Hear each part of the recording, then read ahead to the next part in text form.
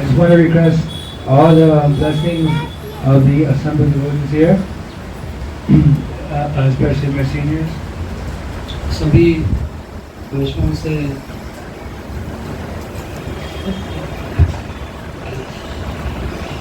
So Prabhupada. So,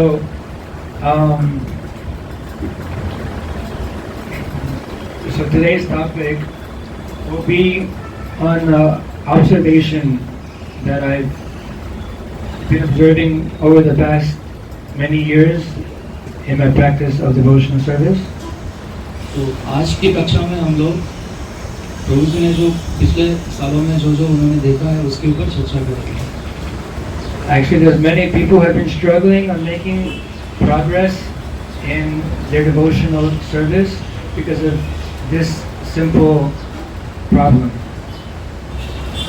बहुत सारे ऐसे भक्त हैं जो अपने भक्ति के जीवन में बहुत संघर्ष कर रहे हैं इस समस्या की वजह से. For those who are aware, how many devotees here have made a vow to only eat Krishna prasadam? तो यहाँ पे ऐसे कितने भक्त हैं जिन्होंने सिर्फ कृष्ण प्रसाद खाने की प्रतिज्ञा ली है? Okay. So actually this importance of eating the proper foodstuffs, which I will particularly speak about just eating prasadam. तो प्रसाद पाने की जो आवश्यकता है जरूर. So over the years I've experienced many devotees who are second initiated. इतने सालों में मैंने देखा है कि जो ब्राह्मण दीक्षित हैं and have been practicing Krishna consciousness for many years, जो बहुत सालों से भक्ति का पालन कर रहे हैं, भक्ति को, and are still eating food cooked by materialistic persons. लेकिन फिर भी अभी भी वो कर्मियों द्वारा बनाया गया खाना खाते हैं. Exactly why am I speaking on this subject? इसी विषय पर मैं क्यों चर्चा कर रहा हूँ? Because we are what we eat. क्योंकि जो हम खाते हैं वही हम होते हैं. And everything that we eat has an effect on our consciousness. तो जो भी चीजें हम खाते हैं उसका हमारी चेतना पे इफेक्ट होता है. So foods cooked by materialistic persons have the effect on our consciousness that जो खाना कर्मियों द्वारा बनाया जाता है वो हमारी चेतना पे इस प्रकार से प्रभाव करता है. so those foods that are cooked by such materialistic persons, their desires and their consciousness, we adapt that same consciousness. तो जो लोग खाना बनाते हैं उनकी जो इच्छाएं होती है और उनकी जो चेतना होती है वही चेतना हमारे अंदर आती है. So Raghunath Das Goswami Raghunath Das Goswami was living with his family in West Bengal at the time, Raghunath दास गोस्वामी अपने परिवार के साथ रहते थे. and he wanted to escape to go to Puri to meet Lord Chaitanya Mahaprabhu.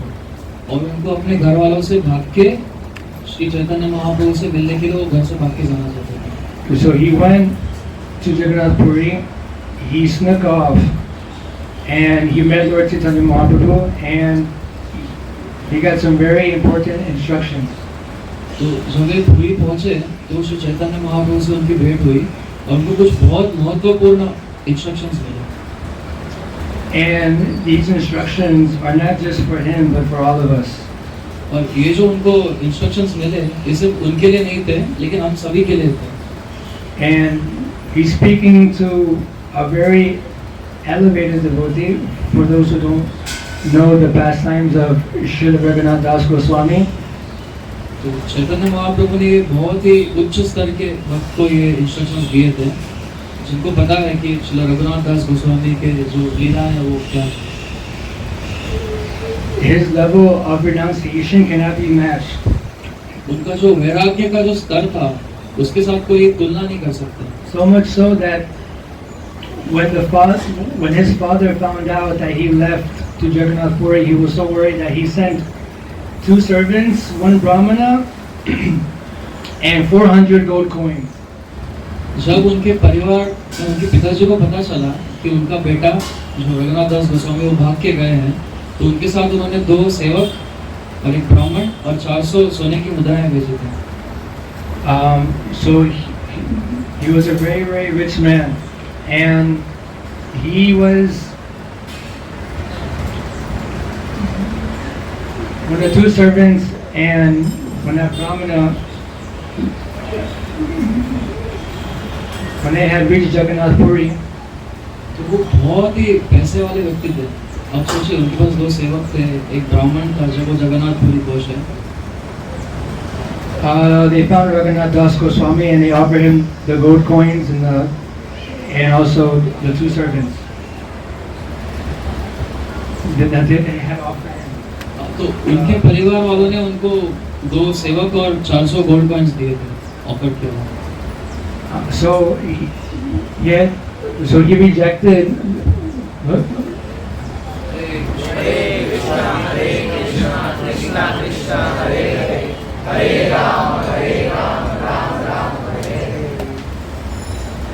So he had rejected these 400 gold coins and his 2 servants, and he said that you please go back. That I don't need it. तो जब वो आए सेवक उनके पास उतने सोने की मुद्राएं लेके, तो उन्होंने उनको बोला कि मुझे नहीं चाहिए, आप चले जाइए वापस। But he found the opportunity to use some of that money to invite Mahaprabhu, Sri Chaitanya Mahaprabhu, to his place 2 times a month. लेकिन उन्होंने उस पैसे का इस प्रकार से उपयोग किया कि वो श्री चैतन्य महाप्रभु को जिस स्थान पे वो रह रहे थे वहाँ पे वो 2 बार उनको महीने में 2 बार बुलाते थे प्रसाद। So he served Lord Chaitanya Mahaprabhu for 2 years like this, and after 2 years he stopped. तो इस प्रकार से उन्होंने श्री चैतन्य महाप्रभु की 2 सालों तक सेवा की और उसके बाद में भी रुक गए। So Sri Chaitanya Mahaprabhu had inquired about why did he stop serving. तो चैतन्य महाप्रभु से उनसे पूछा कि आपने क्यों इस प्रकार से सेवा बंद कर दी। And he told that so Damodar told him that he feels that his mind will become contaminated by using the money that was given by him by materialistic persons. तो उन्होंने ये कारण दिया कि उनका जो मन है वो कर्मियों द्वारा दिया गए पैसे से उसको उपयोग करने से उनका मन दूषित हो जाएगा। So it's not just the food that we take that affects our consciousness, but it's also the money that we get from such materially attached people. If not used properly in the service of Krishna, also would help to degrade our consciousness. तो सिर्फ खाना ही नहीं बल्कि जो पैसा हम लोग कर्मियों से लेते हैं, जो भक्त नहीं उन लोग से लेते हैं, तो अगर उसको सही तरीके से कृष्ण की सेवा में उपयोग नहीं किया जाए तो उससे भी हमारी चेतना दूषित हो जाती है। So one should be very careful in trying to utilize every farthing or every penny, paisa in the service of the Lord. तो हमको ये बहुत ध्यान पूर्वक एक एक पैसा भी जो है वो कृष्ण की सेवा में ही उपयोग करना चाहिए। If not, then you're bound to be affected by the consciousness of those people who gave that money. अगर हम ऐसे नहीं करते हैं तो हम लोग अवश्य ही ऐसे लोगों की चेतना से हम लोग भी दूषित हो जाएंगे। And the dark truth is, unfortunately, is that for those who have a job outside and work for some boss, और ये बहुत ही कटु सत्य है कि जो बाहर जॉब करते हैं और किसी बॉस के लिए काम करते हैं, that such people are supporters of slaughterhouses, the killing of cows, and so many sinful activities. तो ऐसे लोग जो कत्ल खाने हैं और गायों को मारने के लिए जो जगह हैं उसको किसी प्रकार से सपोर्ट कर रहे हैं। That's why it's the dharma of the grihasthas and those who are married to give some charity. तो इसलिए ऐसा कहा जाता है कि जो गृहस्थास हैं उनको कुछ दान करना चाहिए, because by charity it'll help to purify our consciousness and our existence. क्योंकि दान करने से जो हमारी चेतना है वो शुद्ध होती है और हमारा जो पूरा जो कमाया हुआ पैसा वो एक प्रकार से शुद्ध हो जाता है। So Sri Chaitanya Mahaprabhu told Raghunath Das Goswami, Chaitanya Mahaprabhu ने रघुनाथ दास गोस्वामी को बताया, and he said, Visharira ana kaile, Shuddha have man, Mulila mana haile, nahe Krishna das maran. That if you eat the foods which are cooked by those persons who are too materially attached, then you would also have that same consciousness and you won't be able to properly think of Krishna. तो रघुनाथ दास गोस्वामी को चैतन्य महाप्रभु ने बताया कि अगर आप लोग कर्मी लोगों से द्वारा बनाया गया खाना खाते हो तो आपका मन दूषित हो जाता है, और ऐसे दूषित चेतना में, मलिन चेतना में हम लोग कृष्ण के बारे में अच्छी तरीके से स्मरण नहीं कर सकते।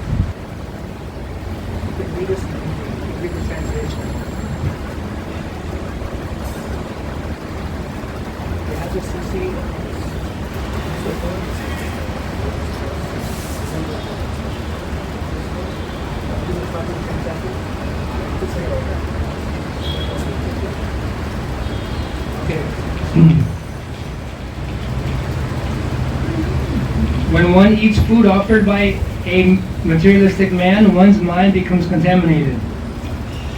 तो जब हम लोग एक कर्मी द्वारा बनाया गया खाना खाते हैं तो हमारा मन दूषित हो जाता है, And when the mind is contaminated, one is unable to think of Krishna.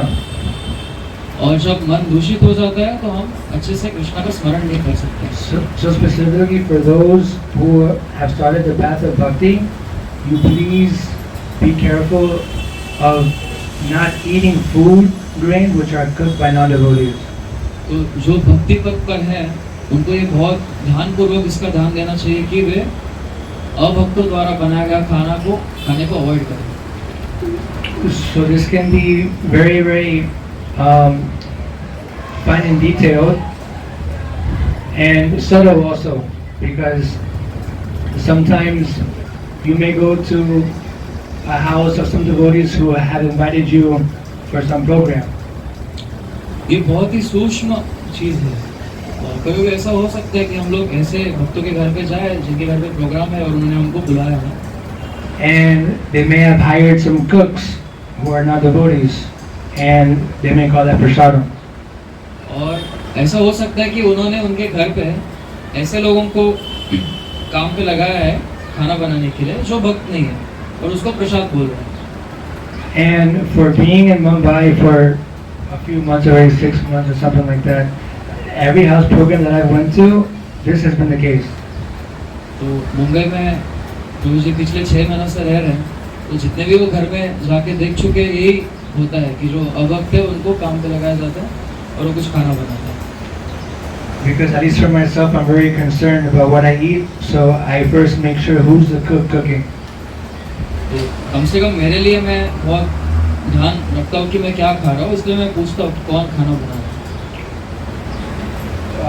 A few months ago, we had been invited to one baby shower by some devotees. कुछ महीनों पहले हम एक बेबी शावर जो रहता है उसमें बहुत बड़ाई में प्रभु जी को बुलाया गया था, तो जो डिवोटीज के घर पे, And they had a huge feast, pani puris, vada pav, everything was there. You know, some 15 preparations. तो उनका बहुत बड़ा फीस था, पानी पूरी, वड़ा पाव, ऐसे 15 अलग अलग प्रकार के व्यंजन थे। So I peeked my head in the kitchen and seen that there were non-devotees cooking. तो मैंने देखा किचन में ऐसा, तो वहाँ पे अभक्त थे जो खाना बना रहे थे। So they felt a bit bad that we weren't eating, and the devotees who had invited us, they were there with us also. तो उनको बुरा लगा कि उन्होंने हमको बुलाया और हमने उनके यहाँ पे खाना नहीं खाया। And they were saying that for such house program so they said that their authority in the temple said that it's okay to eat at such functions, that what can we do about it? You know, it's तो we have to उनके eat anyways. तो उनके जो मंदिर में authority थे तो उन्होंने उनको ऐसा बताया था कि ऐसे फंक्शन में चलता है और हम लोग खा सकते हैं, क्या ही कर सकते हैं, कुछ कर नहीं सकते ऐसा। So to be very attentive to who's the cook can have a crucial part in your Krishna consciousness. तो हमको ये बहुत ध्यान देना चाहिए कि कौन प्रसाद बना रहे हैं। ये हमारे भक्ति में बहुत ही महत्वपूर्ण रोल प्ले करता है। Okay, so please listen carefully. तो बहुत ही ध्यान से सुनिए Because there's not much time and there's very important points which I would like to discuss. हमारे पास ज़्यादा समय नहीं है और मुझे बहुत ही महत्वपूर्ण कुछ बातें चर्चा करनी है। Also Srila Prabhupada says that one should hear with rapt attention. Srila Prabhupada बोलते हैं कि हमको बहुत ही ध्यान से सुनना चाहिए। And he speaks about the secret of hearing Srimad Bhagavatam. और वो श्रीमद् भागवतम के ऊपर बताते हैं। And he speaks about the secret to understanding Bhagavatam. और वो भागवतम को जानने के गुह्य कारण बताते हैं। So this is stated in the first canto, 3rd chapter, 44th verse, where he says that the secret of knowing Bhagavatam is mentioned here. तो पहले स्कंद में तीसरे अध्याय में 43 श्लोक में 44 में वो बताते हैं। And he says that no one can give rapt attention to one who is not pure in mind. और जो मन में शुद्ध नहीं है वो कोई भी पूरी प्रकार से ध्यान नहीं दे सकता। And no one can be pure in mind if he's not pure in action. और कोई भी मन से शुद्ध नहीं हो सकते अगर वे अपने कार्य से शुद्ध नहीं होते। And he cannot be pure in action if he's not pure in eating. और वो अपने कार्य में शुद्ध नहीं हो सकते अगर वे अपने खाने में शुद्ध नहीं होते। And not just eating, but sleeping, mating, and defending also. और सिर्फ खाने में ही नहीं बल्कि सोने में, स्वतः का रक्षण करने में और मैथुन आदि में अगर वे ध्यानपूर्वक नहीं है तो। So I won't speak about mating, defending this class, but just focus on eating point. तो हम लोग इस कक्षा में खासकर जो खाने की बात है उसके ऊपर ज़्यादा फोकस करेंगे। So to be able to give rapt attention in class is the secret to understanding Bhagavatam. तो ध्यान पूर्वक सुनना ये भागवतम को समझने का सीक्रेट है। But how does one give rapt attention? लेकिन कैसे हम लोग ध्यान पूर्वक सुनें? One has to have a pure mind. उसके लिए हमको शुद्ध मन का होना बहुत आवश्यक है। But without being pure in action, he cannot have a pure mind. लेकिन कार्य में शुद्ध नहीं होते हुए कोई शुद्ध मन नहीं रख सकते। So one's dealing should be pure. तो हमारे जो डीलिंग्स है वो बहुत शुद्ध होने चाहिए। Therefore, sadhu sangha sarva shastri koi, lava matra sadhu sangha sarva siddhi hoy. इसलिए ऐसे कहा गया है कि साधु संग सभी शास्त्र यही कहते हैं कि साधु संग हमको करना चाहिए और एक लव मात्र साधु संग करने से सभी सिद्धि हमको प्राप्त हो सकते हैं।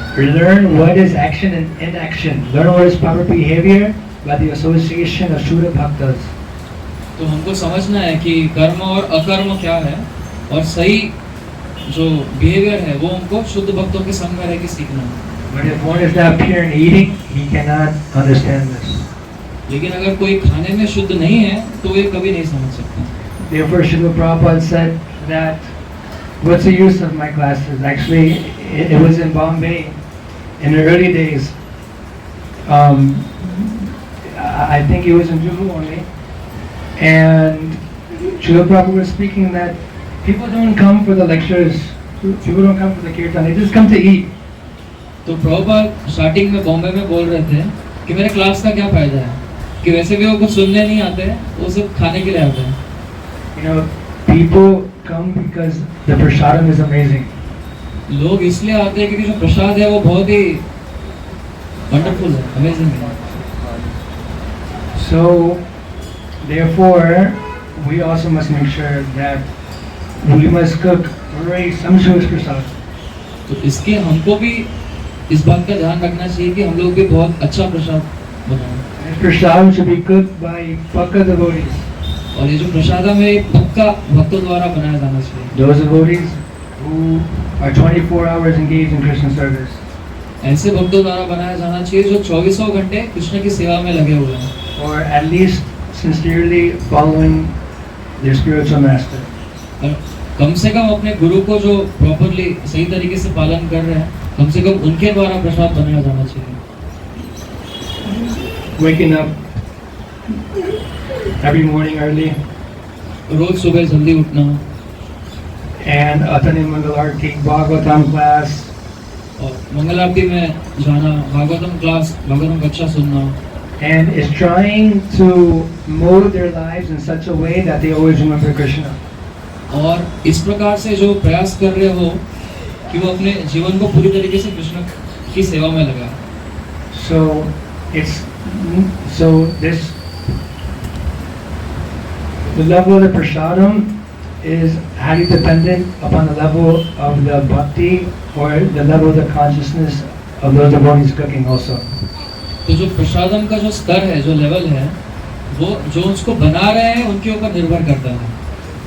So the more the advanced the devotee is who's cooking, the more effect it will have on an individual, because Krishna is only attracted to the devotion of the bhaktas.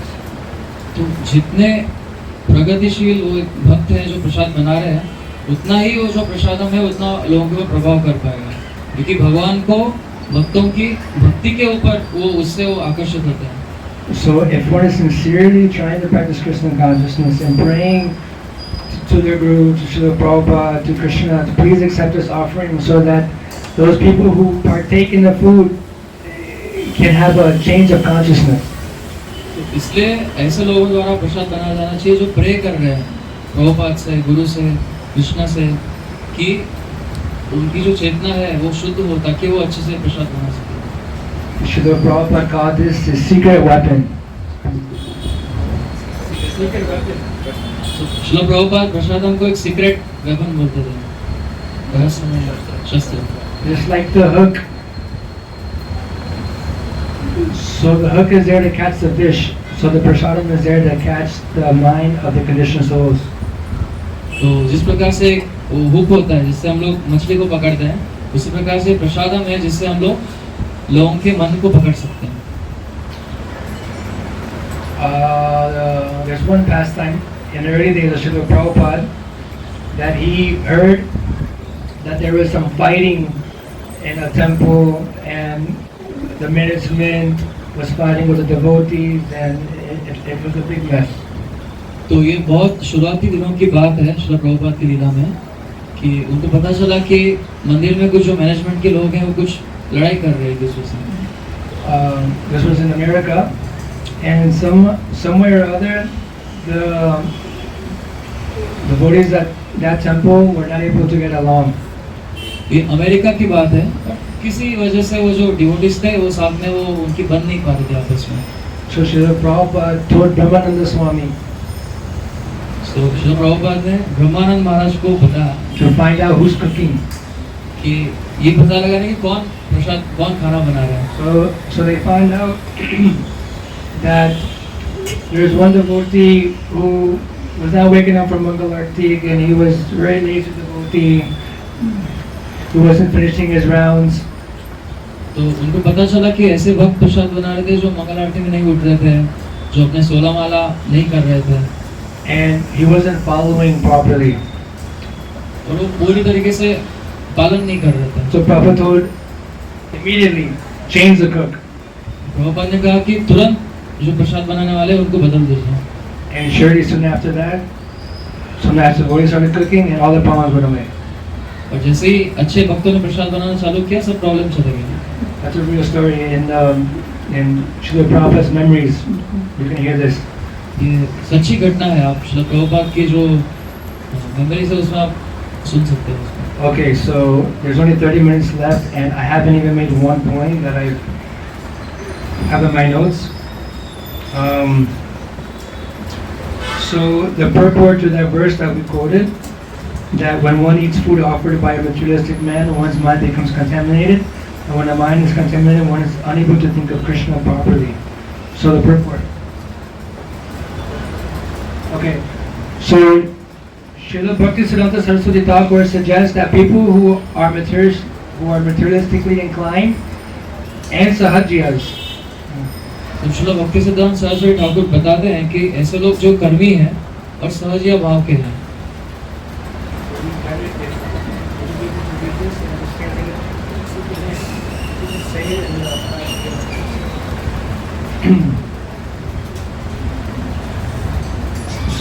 So-called Vaishnavas who take everything very casually are both Vishayis.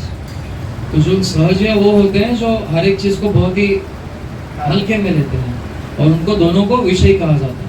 So Srila Prabhupada is quoting his spiritual master, and he's saying that those who are too materialistic and those so-called devotees who take devotional service too cheaply, they're both materialistic men. तो श्रील प्रभुपाद अपने गुरु की वाणी को बताते हुए बोल रहे हैं कि जो कर्मी लोग हैं वो तो कर्मी है ही, साथ में जो सहजिया है जो भक्ति को बहुत ही हल्के में लेते हैं वे भी कर्मी लोग हैं. Eating food as cooked by them causes contamination. और उनके द्वारा बनाया गया खाना हमारी चेतना को दूषित करता है. And the result of such contamination और ऐसे दूषित चेतना की वजह से is that even serious devotees become materialistic.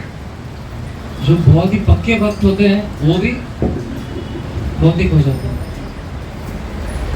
In this regard, I was a part of one temple for some time, not too far from Mumbai, but I was staying there with one brahmachari who's been there for many years. तो इसी विषय में मैं एक मंदिर का एक भाग था जो मुंबई से ज़्यादा दूर नहीं है और मैं ब्रह्मचारी के साथ वहाँ रह रहा था. And he's been there for many years and has a lot of experience with the senior devotees there. वो वहाँ पर बहुत सालों से रह चुके हैं और बहुत सारे वरिष्ठ भक्तों के साथ उनका बहुत एक्सपीरियंस रह चुका है. And he started to become disappointed in how the devotees were dealing with themselves and with others.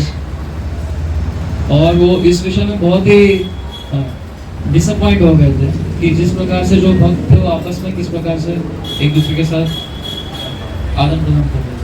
And he told me personally that these devotees are becoming too materialistic and they're always thinking about money and this and that. And तो उन्होंने मुझे बताया कि ये जो भक्त है ये सिर्फ हमेशा पैसे के बारे में सोचते रहते हैं, बहुत ही भौतिक विचार के हो गए हैं. So I myself thought that maybe it's just this devotee who's saying that he's probably having some problems. तो मुझे लगा कि सिर्फ यही भक्त वैसे बोल रहे हैं, शायद वो किसी मुश्किल से गुजर रहे होंगे इसलिए ऐसे बोल रहे हैं. But then I found out the first day that for the brahmachari kitchen they have a hired cook from outside cooking for the brahmachari. तो लेकिन बाद में मुझे पता चला कि ब्रह्मचारी किचन में उनके पास बाहर से पैसे देके लिया हुआ काम पे रखा हुआ कोई कुक है. So it may seem very devotional and very nice, but sometimes because of such a small thing like the food we eat every day can contaminate our consciousness in such a way that we won't be able to realize it. तो ऐसा लग सकता है कि वे बहुत ही वरिष्ठ भक्त हैं, लेकिन कुछ छोटी चीजें जैसे कि रोज का खाना हुआ जो खाना हम लोग खाते हैं उससे हमारी चेतना इस प्रकार से दूषित हो सकती है कि उनको पता ही नहीं चलेगा कि दूषित है. Therefore, he's saying that even serious devotees become like materialistic men. तो इसके लिए बोल रहे हैं कि एकदम जो सीरियस डिवोटीज होते हैं, जो एकदम पक्के भक्त होते हैं, वो भी पूरी तरीके से भौतिकवादी इंसान जैसा बन सकते हैं. So one should be very carefully to avoid associating with both the Sahajiyas and who are sometimes known as Vaishnavas. तो एक व्यक्ति को बहुत ही ध्यानपूर्वक सावधान होना चाहिए ऐसे लोगों से के साथ संग करते हुए जो सहजिया जिनको कहते हैं. I won't personally speak about So Hajiya so much in this class because it's a whole other topic, but it requires some intelligence to understand one who's taking devotional service very cheaply. तो मैं सहजिया जो है कौन कहलाया जाता है उसके ऊपर इस कक्षा में बहुत डीप में चर्चा नहीं करूँगा। थोड़ा सा हमको बुद्धि चाहिए समझने के लिए कि कौन भक्ति को हल्के में ले रहा है।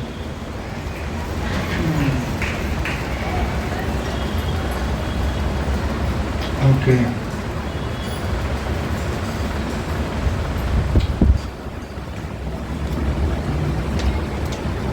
So in this connection is one verse that's actually quoted very much by Srila Prabhupada. Atah Shri Krishna Nahamari Na Bhavet Indre Sevan Mukha Hi Jivado Swayam Eva Spurat Yadhar. That devotional service begins with the tongue. तो इस विषय में श्री प्रभुपाद द्वारा एक coat किया हुआ बहुत ही famous श्लोक है सेवन मुखे जीवा। तो मतलब जो भक्ति है वो हमारे जीवा से शुरू होती है। And one should not try to minimize the importance of eating only prasadam. और हमको इसके ऊपर बहुत ध्यान देना चाहिए और इसके महत्व को कम नहीं करना चाहिए। प्रसाद पाने की महत्व Simply by honoring, just by making the vow, Srila Prabhupada says, just by making this vow that I will only take Krishna prasadam. तो श्री प्रभुपाद बोलते हैं कि सिर्फ इस संकल्प को करने से कि मैं सिर्फ कृष्ण प्रसाद को ही ग्रहण करूंगा। That one can save him from the effects of Rajagun and Tamagun. इस संकल्प को करने मात्र से एक व्यक्ति अपने आप को रजोगुण और तमोगुण के प्रभाव से बचा सकता है। So this translation to this verse I just quoted, it says that therefore the material senses cannot appreciate Krishna's body, name, form, qualities and pastimes. तो ये जो श्लोक है ये बोल रहा है कि इसलिए जो भौतिक इंद्रिय है वो कृष्ण के नाम, रूप, गुण, लीला को अच्छे से समझ नहीं पाता।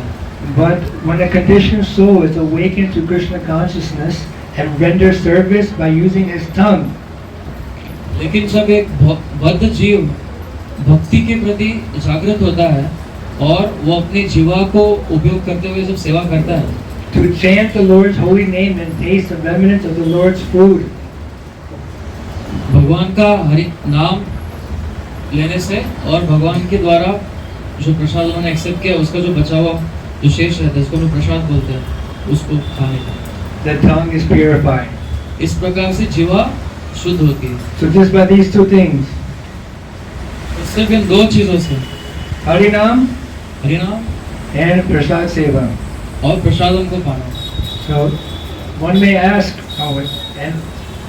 and the last sentence says that one who gradually, and then he says that one gradually comes to understand who Krishna really is. और इस प्रकार से एक व्यक्ति धीरे धीरे धीरे समझ पाते हैं कि कृष्ण कौन है। So simply by engaging the tongue and only tasting Krishna prasadam and only chanting the Hare Krishna Maha Mantra and not engaging in any idle talk, सिर्फ भगवान का नामों का जप करने से और भगवान का प्रसाद ग्रहण करने से और जो बाकी की गजल जो है अनरिक्वायर्ड चीजें उसमें हम लोग ना एंगेज होने से, then one can gradually come to understand Krishna or God. तो इस प्रकार से धीरे धीरे एक व्यक्ति ये समझ सकते हैं कि कृष्ण कौन है और भगवान कौन है। Srila Raghunath Das Goswami also says, Sri Chaitanya Mahaprabhu also tells Raghunath Das Goswami that Gramya Katha na shunive, Gramya Vardhana na kahive. तो श्री चैतन्य महाप्रभु रघुनाथ दास गोस्वामी को ये भी बोलते हैं कि उनको ग्राम्य कथा नहीं सुननी चाहिए और ग्राम्य कथा नहीं बोलनी चाहिए। Do not associate with materialistic persons and avoid idle talk. Don't talk anything, just. तो उसका अर्थ क्या है कि हमको भौतिक लोगों के साथ संग ज्यादा नहीं करना चाहिए और जो जरूरत नहीं है ऐसे बातें नहीं करनी चाहिए। Simply try to make a vow, only speak something which is in connection to Krishna and just use your tongue for these purposes. To eat only prasadam, to speak something which is in connection with Krishna, and to chant the Lord's holy name. तो हमको हमारे जीवा को सिर्फ दो ही चीजों में उपयोग करना चाहिए, कृष्ण से संबंधित कोई बात कहने में और कृष्ण प्रसाद पाने के लिए। So simply by these two activities one can attain perfection in life. तो सिर्फ ये दो चीज करने मात्र से हम सिद्धि प्राप्त कर सकते हैं हमारे जीवन में। So in a Bhagavatam lecture in New York, 1973, Prabhupada says, use your tongue for Krishna service. तो भागवतम लेक्चर में 1973 में न्यूयॉर्क में प्रभुपाद कहते हैं कि हमको हमारे जीवा का उपयोग कृष्ण की सेवा में करना चाहिए। Do not eat anything which is not eaten by Krishna. ऐसी कोई भी चीज मत खाइए जो कृष्ण द्वारा नहीं खाई गई हो। Your tongue will become your best friend. आपकी जीवा आपका सबसे अच्छा मित्र बन जाए। And don't talk anything except Krishna. और कृष्ण के सिवा कुछ भी बात मत करो। If you follow these principles, Krishna will be in your grip. अगर आप इन दो चीजों को पालन करोगे तो कृष्ण आपकी पकड़ में होगा। So simply by following these two things, then Krishna will be in your grip. Prabhupada says. सिर्फ इन दो चीजों का पालन करने से प्रभुपाद कह रहे हैं कि कृष्ण आपकी पकड़ में होगा। Because if you can actually analyze how the gopis in the topmost realm of Goloka Vrindavan has taking on the form of Goswamis to come into this material world just to teach us these principles. तो आप हम समझ सकते हैं कि जो गोपी हैं, जो कृष्ण की लीलाओं में गोपी के रूप में हैं, वो गोस्वामी के रूप में आके हमको ये शिक्षाएं प्रदान कर रहे हैं। The entire Guru Varga that we see here, यहाँ पे जो हम लोग पूरा गुरु परंपरा देख रहे हैं, the Goswamis, they're all gopis in Shri Vrindavan Dham. तो जितने भी गोस्वामी हैं ये सभी गोपीज हैं वृंदावन धाम में। And they come in this world just to teach us Vacho Vegam, Manasa Krodha Vegam, Jiva Vegam, Udara Pashta Vegam. तो वे इस दुनिया में सिर्फ हमको ये सिखाने के लिए आते हैं, Just to control the tongue. हमारा कंट्रोल जो जीवा है उसको कंट्रोल करने के लिए। That first you control the mind, you control anger, you control the tongue. तो हमको सबसे पहले मन को नियंत्रण में लाना चाहिए, फिर क्रोध को नियंत्रण में लाना चाहिए, फिर मन को नियंत्रण में लाना चाहिए। So what business does the Goswamis or the gopis in Vraja Leela have to come to this material world and teach us these things? तो क्या काम है गोपियों को जो रजलीला में है, उनको क्या काम था हमको इस भौतिक जगत में आके ये सिखाने के लिए? Because by following these basic principles that control the tongue, one can attain the highest level. क्योंकि इस साधारण से एक प्रिंसिपल को फॉलो करने से, जीवा को नियंत्रण करने से हमको एकदम उच्च स्तर प्राप्त हो सकता है। Nana Shastra Vichara Neka Nipano Sadharma Samstapako.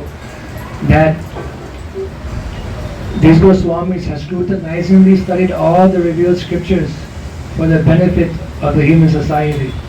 तो गोस्वामी जो है उन्होंने नाना शास्त्र का अच्छे से जो है स्टडी किया, सभी ह्यूमन जो भी है मनुष्य सोसाइटी के लिए। And so they studied all the revealed scriptures and they wrote all the summary inside their Shri Upadeshamrita, Bhakti-Rasamrita Sindhu, all the Goswami's literatures contain the essence of all the Vedic literatures. तो उन्होंने सभी शास्त्रों को अच्छे से study करके उसका जो मर्म था वो उन्होंने अपने शास्त्र में लिखा है, जैसे कि भक्ति रसामृत सिंधु, उपदेशामृता, इन पुस्तकों में शास्त्र को सभी शास्त्रों का जो मर्म है वो बहुत अच्छे से दिया गया। And the first instruction given by our Srila Rupa Goswami was considered Rasacharya. He says, Vacha Vegam Manasa Krodha Vegam Jiva Vegam, that first you must come to this platform to control the mind. One who is able to control the mind, anger, and the tongue, the belly, and the genitals can make disciples all over the world. तो रूप गोस्वामी जिनको रसाचार्य कहते हैं, तो उन्होंने सबसे पहले ये हमको शिक्षा दी है कि हमको हमारे वाचो वेगम जो जीवा है उसको नियंत्रण करना चाहिए, और क्रोध को नियंत्रण करना चाहिए, मन को नियंत्रण करना चाहिए। इसको और जो ये कर सकते हैं नियंत्रण, वो पूरे दुनिया में शिष्य बना सकते हैं, तो पूरी दुनिया भर में वो गुरु हो सकते हैं। So Prabhupada continues in in one other lecture. This is an initiation lecture. तो श्रील प्रभुपाद एक और लेक्चर में बताते हैं, एक दीक्षा समारोह का लेक्चर में। He says that your tongue wants very palatable dishes to taste. तो वो बोलते हैं कि जो हमारी जीवा है उसको बहुत ही टेस्टी चीजें चाहिए खाने के लिए। So Krishna is very kind, and he has given you hundreds and thousands of tasty dishes.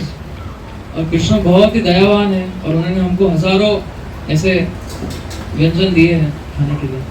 You eat, and this way, if you simply make it a determination, तो आप इस प्रकार से खाइए और आप अगर सिर्फ इसको संकल्प बनाते हो that I shall not allow my tongue to taste anything which is not offered to Krishna. कि मैं अपने जीवा को ऐसे कोई भी चीज को चखने नहीं दूंगा जो कृष्ण को अर्पित नहीं है। And I shall engage my tongue always chanting Hare Krishna. और हमेशा मैं अपने जीवा को हरे कृष्ण महामंत्र के उच्चारण में लगा के रखूंगा। Then all perfection is within your hold. All perfection. Two simple things. तो पूरी सिद्धि आपकी पकड़ में आ जाएगी सिर्फ दो चीजों का पालन करने से। So if there's anything that you don't, so if this whole class you have not been paying attention or don't remember anything I've said, then you simply just remember these two things. तो अगर पूरे कक्षा में आप और कोई भी चीज नहीं याद रख पाए हो, कम से कम दो चीजों को याद रखिए। You keep your tongue always vibrating Hare Krishna, Krishna Krishna, Hare Hare, Hare Rama, Rama Hare Hare. तो हमेशा आप अपने जीवा को कृष्ण हरे कृष्ण महामंत्र के उच्चारण में लगाइए And eat only Krishna Prasad. और सिर्फ कृष्ण प्रसाद का आस्वादन कीजिए। And there may be some devotees who eat only ice cream also, like some strict devotees may understand that karmic gains are not good, but sometimes they eat ice cream from outside. और कोई जो बहुत ही strict devotees हैं समझते हैं कि हमको grains नहीं खाना चाहिए, खाने नहीं खाना चाहिए बाहर से, कि कभी भी आइसक्रीम खा सकते हैं। Because it's considered that sin is carried in the grains. क्योंकि ये ऐसे समझ है कि जो पाप है वो धान्य में होता है। So some people try to avoid the grains, but they eat some food which is not grains. तो वो लोग ग्रेन्स नहीं खाते, लेकिन ऐसी चीजें खा लेते जो धान्य नहीं है। But Prabhupada says to make the vow that you only eat what Krishna has eaten. तो प्रभुपाद बोलते कि नहीं, आपको ये संकल्प करना है कि आप वही चीज खाओ जो कृष्ण खा चुके हैं। And don't try to cheat by offering Krishna some chips which has been made by some dirty karmi who's hasn't taken bath that morning and who just had illicit sex with someone and all this kind of thing.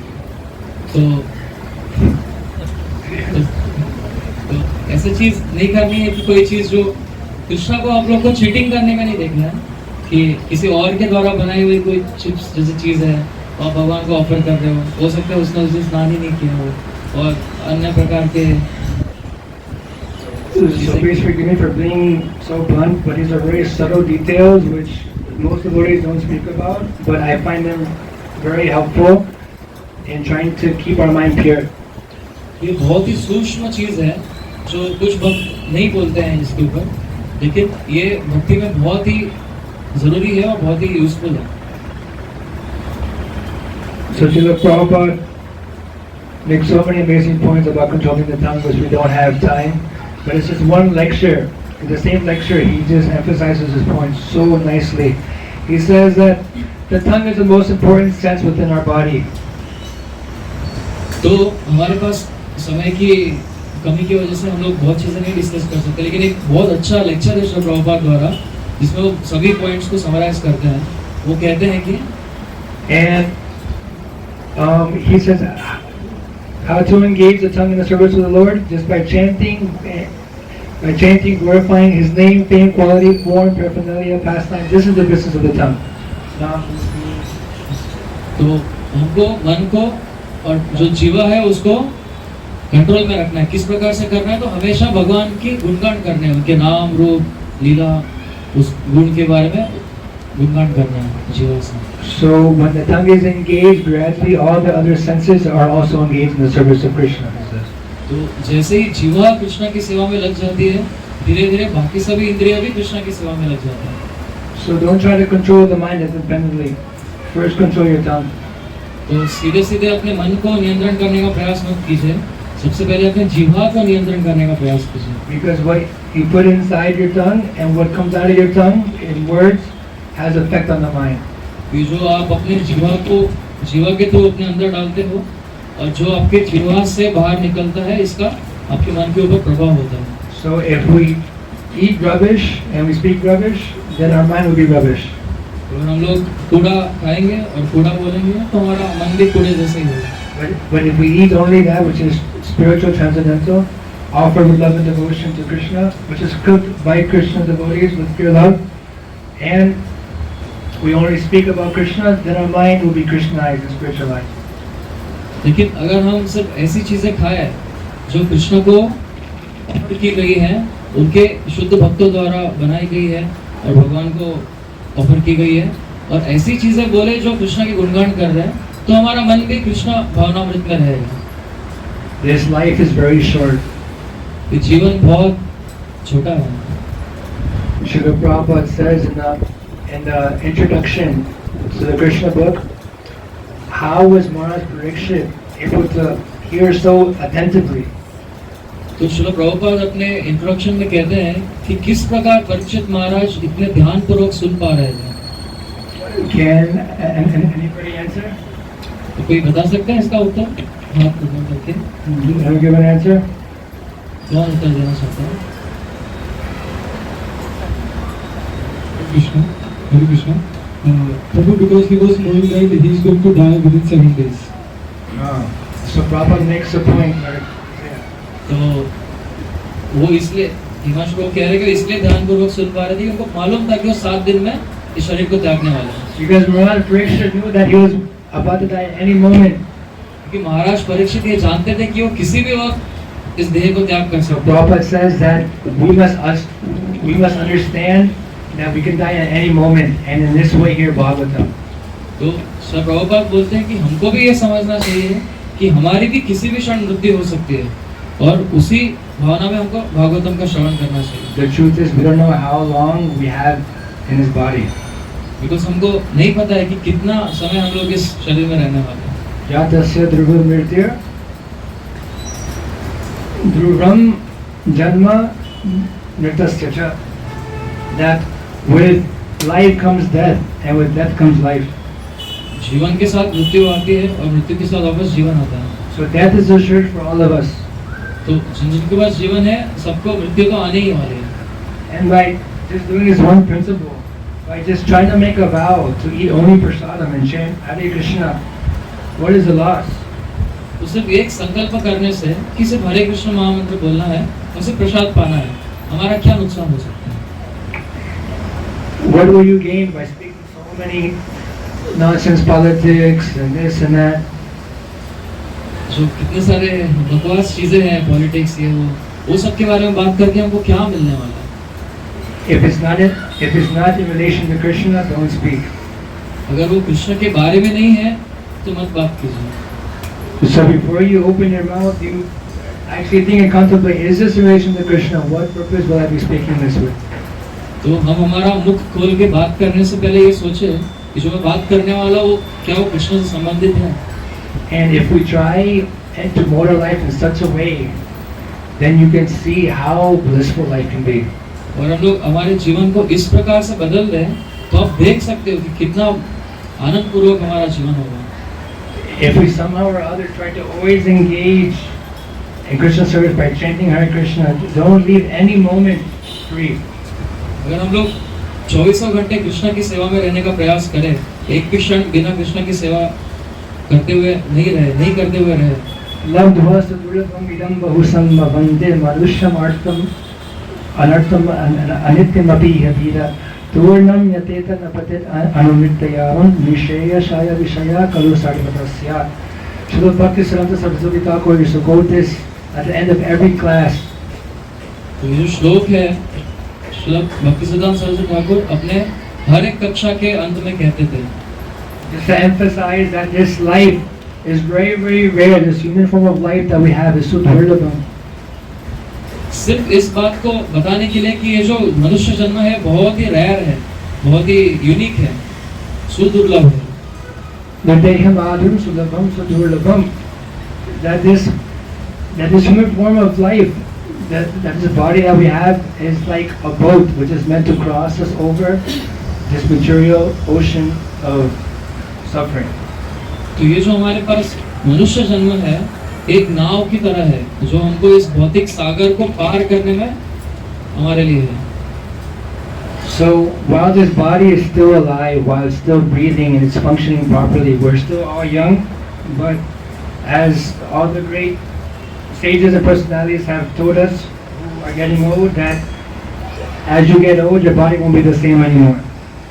तो अभी तो हम लोग सभी लोग young हैं, लेकिन जैसे हमको ऋषि मुनियों ने सभी महान भक्तों ने बताया कि जैसे जैसे दिन जाते जाएंगे हम लोग यंग नहीं रहेंगे, हम बूढ़े हो जाएंगे। So your body won't be able to function as properly, your mind doesn't think so clearly, your mouth doesn't speak or chant so properly. तो जब बूढ़े हो जाते हैं तो हमारा बॉडी अच्छे से काम नहीं करता है, हमारा मन सही तरीके से सोच नहीं पाता है। So while this body is still fresh and good with sound mind, we should become Krishna conscious. तो जब तक ये शरीर और मन स्वस्थ है, हमको जल्दी से जल्दी कृष्ण भावनामृत में आना चाहिए। Try to use this energy and this youth in the service of Krishna. हमको इस जो शक्ति है इस शरीर की, उसको कृष्ण की सेवा में हमको लगाना चाहिए। Wake up from Mangal Aarti. मंगल आरती के लिए उठना चाहिए। Chant 16 rounds minimum. 16 माला कम से कम कीजिए। Follow the 4 regulator principles. 4 नियमों का पालन कीजिए। Srila Prabhupada again and again repeats these instructions. Srila Prabhupada इन शिक्षाओं को बार-बार बोलते हैं। And here Srimad Bhagavatam. और श्रीमद् भागवतम का श्रवण कीजिए। Distribute Srimad Bhagavatam. Shrimad Bhagavatam का वितरण कीजिए। Does anybody here not have a Bhagavatam set? Anybody not have Bhagavatam set? Raise your hand. ऐसे कोई है जिनके पास भागवतम सेट नहीं है, वो अपना हाथ उठाए। नहीं. नहीं है। Anybody not have Bhagavatam? Bhagavatam set नहीं. कौन है इसमें? They don't have. Please, I humbly request all of you guys, of course, we can afford shoes to take a set. I mean, we can, but just please take Bhagavatam set home with you. If you take a Bhagavatam set home, you'll see how much your life will change just by taking Bhagavatam. Srimad Bhagavatam is Krishna himself. Krishna Swadhamma Bhagate Karma Jnana Visaha. That just after the departure of Lord Krishna to his own abode, accompanied by religion, knowledge, etc., this Srimad Bhagavatam has ascended, and it's as brilliant as the sun, and it has arisen just after Lord Krishna's disappearance, and it's meant for the ultimate good of all people. अगर श्रीमद् भागवतम है, आप इसको अपने घर पे लेके जाइए, और जैसे आप इसको अपने घर पे लेके जाओगे, आप अपने जीवन में बहुत बड़ा चेंज पाओगे। क्यों? क्योंकि श्रीमद् भागवतम स्वयं कृष्ण है। एक श्लोक है इसमें बताया, कृष्ण जब अपने धाम चले जाते हैं तो उनके साथ सभी धर्म सत्य वो सब उनके साथ चले जाते हैं, और उनके जाने के बाद ये भागवतम ही है जो सभी को लाइट प्रदान कर रहा है। Persons who have lost their dense darkness of ignorance in this age of Kali shall get light from this Purana. तो ऐसे लोग जो इस कलयुग के जो अंधकार में फंस चुके हैं, उनको उजाला जो है वो भागवतम से मिलेगा। So please, if before prasadam or after prasadam, you can approach Prabhu here and or myself, and we can discuss it further. तो जिनको भागवतम चाहिए वो मुझसे या प्रभु जी से बात कर सकते हैं और उनको लेके जाना चाहिए। How much time do we have?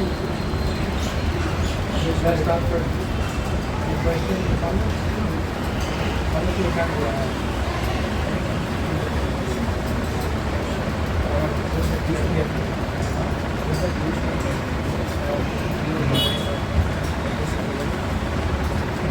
Anybody tired?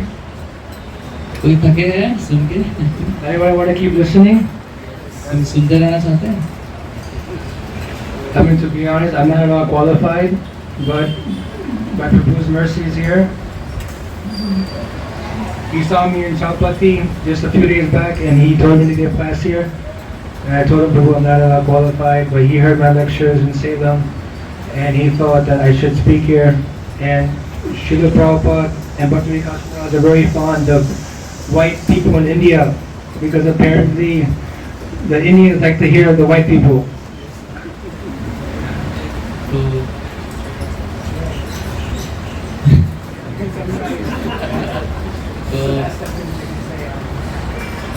तो मुझे ऐसा कह रहे हैं क्योंकि वो भक्त के बहुत ही हम्बल होते हैं, इसलिए वैसे कहते हैं। तो बोल रहे कि उनकी कोई योग्यता नहीं है, लेकिन उनकी सब पूरी योग्यता होती है, इसलिए वो हमको बता सकते हैं, इसलिए शुद्ध हो सकते हैं। तो बोल रहे कि श्रृंगी प्रभु ने उनको चौपाटी टेम्पल में देखा और उन्होंने उनसे रिक्वेस्ट किया कि वो आके यहाँ पे हम सबको कुछ सुनाए ताकि हम लोग शुद्ध हो सके। तो हम लोग बहुत very thankful that you came, very thankful. और जैसे शिला प्रभुपाद और परम पूज्य भक्ति विकास महाराज का इच्छा है कि वो चाहते हैं कि जो गोरे होते हैं, गोरे लोग जो हम लोग हैं, वो आके इंडिया में लेक्चर दे, क्योंकि इंडियंस जो है वो गोरों को बहुत फॉलो करने के लिए उतावले होते हैं। So it's honestly by the mercy of Srila Prabhupada that such fallen Yavanas and legends like myself can have an opportunity to take up Krishna consciousness and to be here in front of Dharmic people of India, Bharatvarsha. ये श्रील प्रभुपाद की कृपा है कि हम लोग ऐसे उच्च कोटि वैष्णव से कुछ सुन पाए।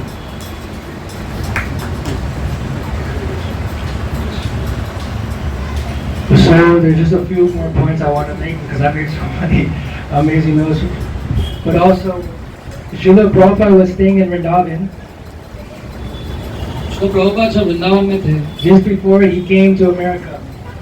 अमेरिका में आने के थोड़े कुछ समय पहले, And he just taken sannyas उन्होंने जस्ट संन्यास लिया था and he was staying at the Radha Damodar temple. और वे राधा दामोदर मंदिर में रह रहे थे। And there was one famous program that happened in Vrindavan quite often called Bandaras. Bandaras. तो एक बहुत ही फेमस प्रोग्राम है जो वृंदावन में होते रहता है, बंद रस करके। And it's a program where some donors would give a donation to the sadhus there, and they'll have nice prasadam, nice feast, and everything like that. सो ये भंडारा जो होता है वो है, भंडारा प्रोग्राम होता रहता है वहाँ पे। तो जो ऐसे तो ऐसे लोग जो बहुत सारा दान लेते हैं तो वो बहुत सारा खाना रखते, भंडारा रखते हैं, आपको पता ही है। So it was known all throughout Vrindavan that all the sadhus, all the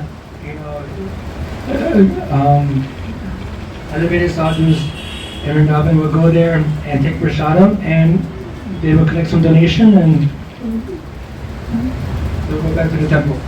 तो जितने भी साधु होते थे वो सब वृंदावन के वैसे भंडारा में जाके प्रसाद खा के कुछ डोनेशन लेके वापस मंदिर आ जाते थे। But Prabhupada never went Srila Prabhupada कभी भी ऐसे भंडारों में नहीं गए, because Prabhupada knew that such food was not cooked by proper people. क्योंकि श्रील प्रभुपाद ये जानते थे कि ऐसा जो खाना होता है भंडारों में वो सही लोगों द्वारा नहीं बनाया जाता। So even in his tour in US, when he went to US, so many people would offer him some different kinds of foods and ladus and sweets and things like that. तो जब Srila Prabhupada US में भी गए तो वहाँ पे लोग बहुत सारे लोगों को अलग अलग प्रकार के स्वीट्स, अलग अलग चीजें प्रदान करते थे, भेंट करते थे। And Srila Prabhupada would always thank them. He would accept the offering, but he would never eat it. Srila Prabhupada उनको धन्यवाद बोलते थे, वो उन चीजों को एक्सेप्ट करते थे, लेकिन वो कभी उसको खाते नहीं थे।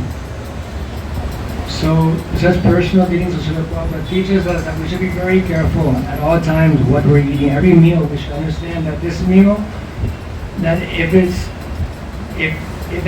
it has been offered to Krishna, then I'll eat it. हमको बहुत सावधान रहना चाहिए इस विषय में कि अगर कोई चीज कृष्ण को अर्पित नहीं है तो मैं उस चीज को नहीं खाऊंगा। Such elevated sadhus like one of Srila Prabhupada's disciples, Gaur Govinda Swami Maharaj. तो ऐसे बहुत ही उच्च साधु जैसे श्री प्रभुपाद के शिष्य गार्ग मुनि महाराज, He was offered Gaur Govinda. तो गौर गोविंद महाराज, He was in Australia and he was invited to one temple. तो वो ऑस्ट्रेलिया में थे और उनको एक मंदिर में इनवाइट किया गया था। So he had the class and sat to eat. So, After the class was over, then he had prasadam. तो क्लास होने के बाद में वो बैठे प्रसाद पाने के लिए। And he looked at the prasadam, and simply by looking at it and like smelling it, he asked, "Who is this cooked by?" तो उस प्रसाद को देखने मात्र से और उसका जो स्वाद ये होता है, स्मेल होता है, उसको लेने मात्र से उन्होंने पूछा कि किन्होंने बनाया। And so he came to find out that the cooks weren't devotees. उनको पता चला कि जो बनाने वाले थे रसोई घर में वो भक्त नहीं थे, वैष्णव नहीं थे। So it's not possible for us to be on such an elevated platform just to be able to smell it or to see it and to understand that it's not proper prasadam. तो हम इतने उच्च स्तर पे नहीं है कि हम सिर्फ देखने मात्र से उसका जो स्मेल है उसको लेने मात्र से हम लोग समझ जाए कि प्रसाद है या नहीं है। So it simply takes a little attention to detail, and that's all. तो इसलिए थोड़ा सा हमको ध्यान देना चाहिए।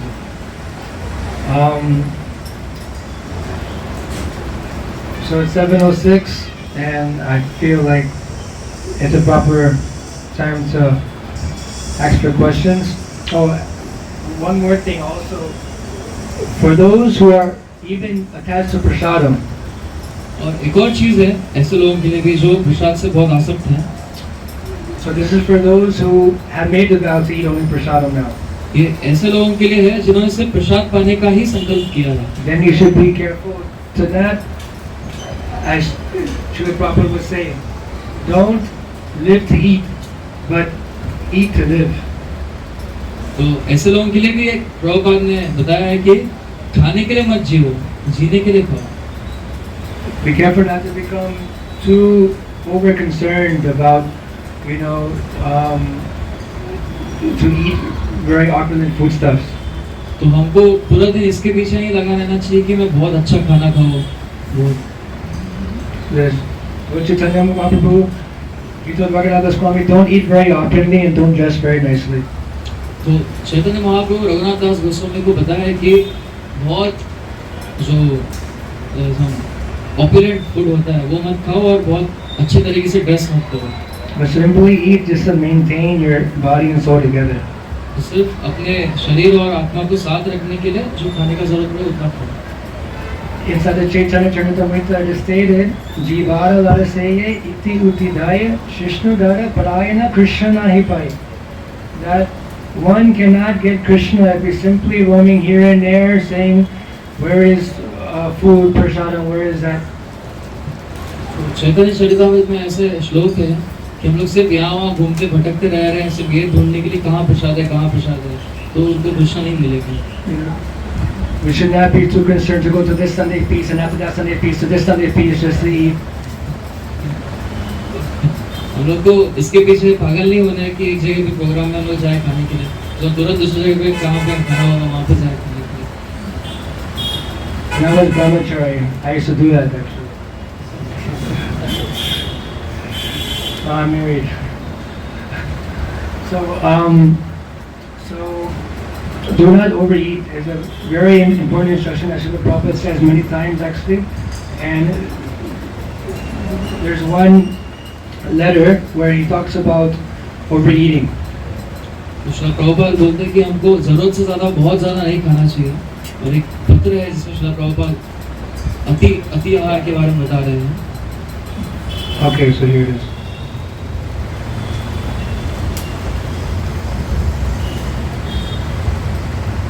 So the eating program should be nutritious and simple, not luxurious. तो जो खाने का जो प्रोग्राम है तो वो हमको सभी न्यूट्रिशन प्रदान करने वाला होना चाहिए, लेकिन बहुत लग्जरियस नहीं होना चाहिए।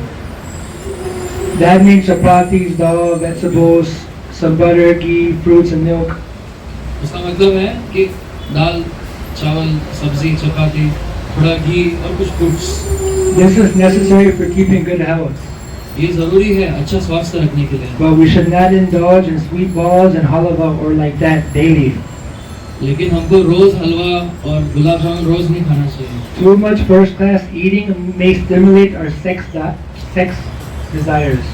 बहुत सारा अच्छा खाने का अगर हम लोग वही खाते रहेंगे तो हमारा जो यौन इच्छा है वो और ज्यादा हो Okay. सकती है। Especially sweet preparations. खासकर मीठी चीजें। And then he says, but anyway, you just eat Krishna Prasadam, but be careful not to indulge too much in opulent foods. तो जो कोई बात नहीं, आप कृष्ण प्रसाद ही खाइए, लेकिन थोड़ा ध्यान रखिए कि बहुत सारा ऑपुलेंट फूड नहीं खाए। For Krishna, we offer very opulent, but for ourselves, it should be simple. Krishna के लिए हम लोग को बहुत ऑपुलेंट फूड ऑफर करना चाहिए, खुद के लिए हमको सिंपल फूड लेना चाहिए। Krishna is self-sufficient and he does not require your foodstuffs. Krishna अपने आप में सैटिस्फाइड है, उनको कभी भी आत्मनिर्भर है स्वतः। But if you make a simple offering with love, then he will accept that. Swatan Krishna Parampuria. तो कृष्ण को आपके खाने की जरूरत नहीं है, लेकिन अगर आप कुछ सिंपल ऑफरिंग भक्ति से करते हो तो कृष्ण उसको एक्सेप्ट कर लेते हैं। And as soon as Krishna accepts your offering, then Srila Prabhupada says, your life is perfect. तो जैसे ही कृष्ण आपके द्वारा दिया गया फूड एक्सेप्ट करते हैं, आपका जीवन धन्य हो जाएगा।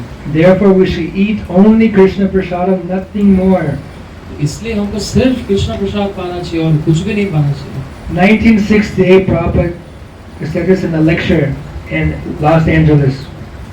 1968 में श्रील प्रभुपाद ने लॉस एंजलिस में एक लेक्चर में बोला था, From the very beginning, you should eat only Krishna Prasadam, not in the hotel, not in restaurants, simply Krishna Prasadam. कि हमको एकदम शुरुआत से ही सिर्फ कृष्ण प्रसाद पाना चाहिए, किसी होटल में या किसी लग्जरी जगह पे जाके नहीं खाना चाहिए, सिर्फ कृष्ण प्रसाद खाना चाहिए। That will keep you always purified. उससे आप हमेशा शुद्ध रहोगे। So if you have any questions, if it's more detailed matter or breaking gets to more subtle, then I suggest that you contact your seniors before you partake in any foodstuffs if you have any doubt. तो अगर आपको किसी खाने के ऊपर शंका है तो आप अपने जो भी वैष्णव है, आपके वरिष्ठ वैष्णव है, उनसे चर्चा करके फिर उसको ऊपर खा सकते हैं। And there's one saying that if you have doubt, then leave it out. और ऐसे कहते हैं कि अगर किसी चीज में शंका है तो उसको छोड़ दीजिए, मत कीजिए उसको। Okay, so if there's any questions or comments, I'll have my class here. Thank you everyone for hearing. तो कोई प्रश्न है या कुछ आपको कमेंट करना है तो बता सकते हैं। Krishna Prabhu, thank you very much for the wonderful class. My question is that Srila Prabhupada started the Govinda's restaurant, right, during his manifest presence in this world. So what was the purpose behind that? Was it for attracting new people to Krishna consciousness, or was it also meant for existing devotees to take prasadam in Govinda's? But could you please, if you know, So so one similar question was asked to Mukunda Datta Prabhu, and he answered that these restaurants are meant specifically for the newcomers. It's a very modern and popular fashion now that the devotees go to restaurants like Govinda's. I mean, it's like a famous that there's so many Hare Krishna restaurants all over the world. If one is sure that there's a proper devotee who's cooking in the kitchen, then you know what's the harm? But then again, if one indulges too much in that prasadam also, because it's too opulent, then one should be careful. तो गुरु जी का प्रश्न था कि जो Govindas restaurant है जो श्रील प्रभुपाद द्वारा चालू किया गया था, तो उसके पीछे क्या मंशा थी, क्यों वो बनाया गया था? वो भक्तों के लिए है या जो नए लोग आ रहे हैं, नए लोग हैं वो उनके लिए? तो गुरु जी बता रहे कि ऐसे ही प्रश्न मुकुंद दत्त प्रभु से पूछा गया था, तो मुकुंद दत्त प्रभु ने ऐसे बोला था कि वो नए लोगों के लिए है। और अगर ऐसा भी है कि किसी रेस्टोरेंट में सिर्फ भक्त ही प्रसाद बना रहे हैं, फिर भी हमको थोड़ा ध्यान देना चाहिए कि हम लोग हमेशा बहुत ऑपुलेंट फूड खाने के लिए वहाँ पे नहीं जाते थे हमेशा।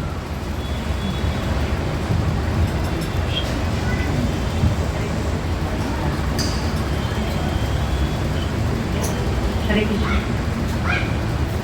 हरे कृष्ण।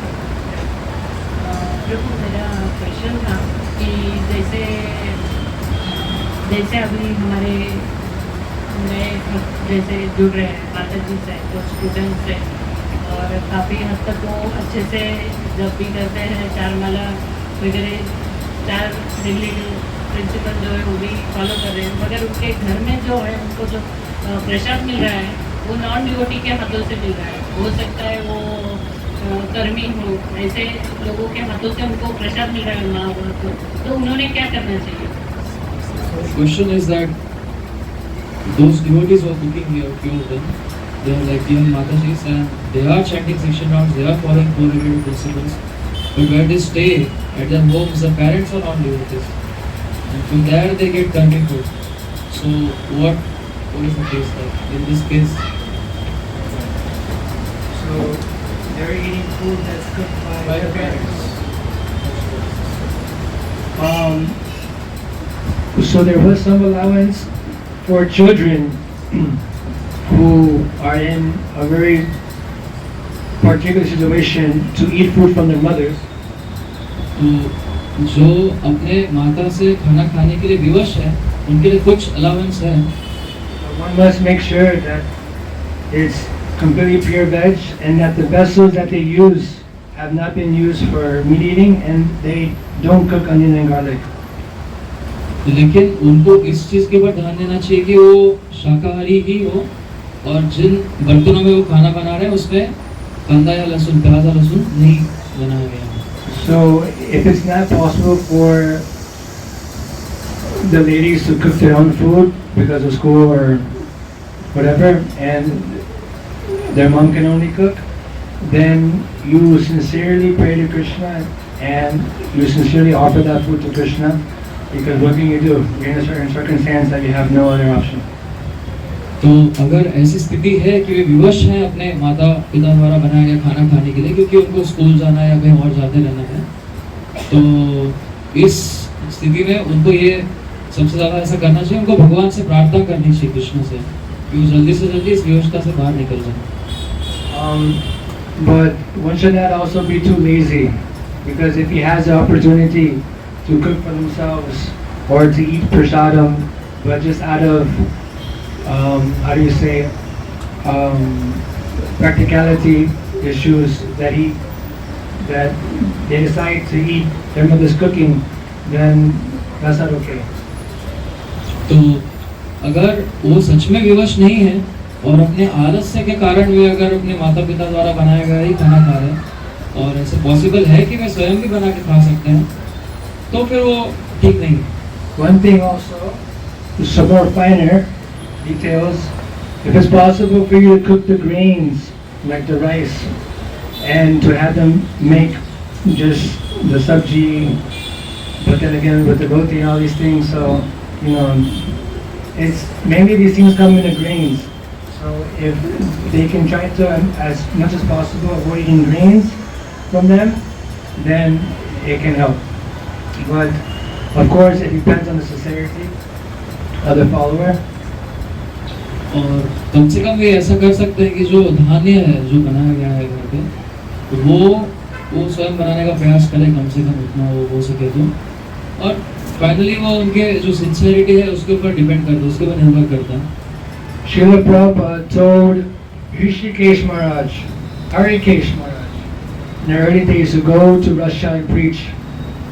श्री प्रभुपाद ने बहुत ही शुरुआती दिनों में हरिकेश महाराज को बोला था कि वे रशिया में जाके प्रचार करें। And Prabhupada said that there's no food over there, there's just meat, there's no vegetables, there's just meat, Prabhupada.